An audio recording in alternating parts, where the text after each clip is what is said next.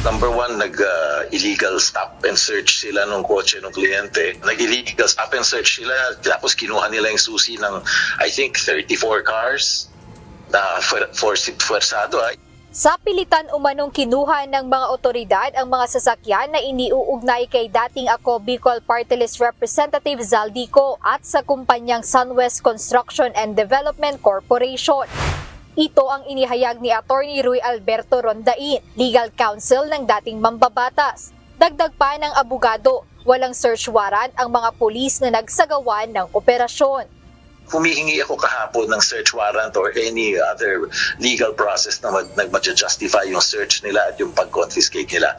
Wala silang pinakita sa akin kahapon, wala daw silang hawak. So kung mayroong search warrant yan, after the fact yan. So that cannot cure an illegal search and seizure. Ngunit nanindigan ang Bureau of Customs na mayroon silang search warrant na isinilbi at tinanggap ng mga abogado sa lugar kung saan natagpuan ang mga sasakyan.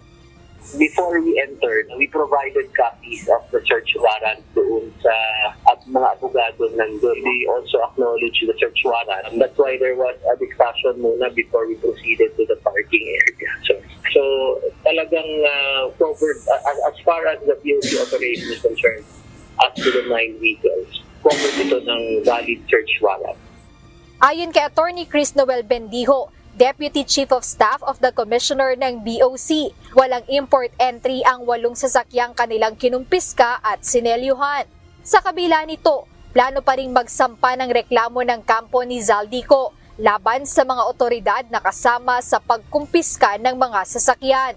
I'm gonna sue people left and right. Kung sino man yung responsable, I don't remember their names. Yung mga pulis at saka kung sino man kumuha niyan. Yung mga pulis na nag-illegal seizure, mga illegal search, yung nag-detain sa mga driver na walang warrant, na-detain din. Pagkatapos yung naghila niyan, dedemandahin ko lahat yan. Ayon naman sa Philippine National Police, handa nilang sagutin ang anumang reklamo sa kanila kaugnay ng pagsisilbi ng search warrant.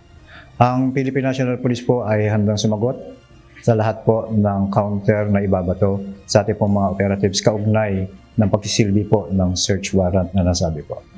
Ayon sa BOC, dinala nila sa tanggapan ng Independent Commission for Infrastructure o ICI ang 8 sasakyang kanilang nakumpiska. Ang mga ito nila ay for temporary safekeeping sa controlled premises ng komisyon. 12 luxury vehicles na umano'y pag-aari ni dating Congressman Zaldico at ng kanyang kumpanya ang ngayon nakaparada dito sa tanggapan ng ICI sa Taguig City. Ayon sa kanyang legal counsel, bukod dito sa 12 sasakyan na ngayon nasa ICI, ay may 22 pang sasakyan na naiwan sa isang condominium dito pa rin sa Taguig City na kinuha umano illegally ang mga susi nito.